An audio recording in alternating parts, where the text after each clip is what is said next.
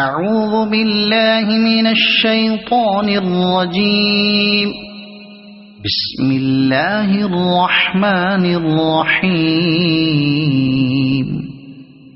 والعصر إن الإنسان لفي خسر إلا الذين آمنوا وعملوا الصالحات وتواصوا بالحق وتواصوا بالصبر صدق اللہ العظیم۔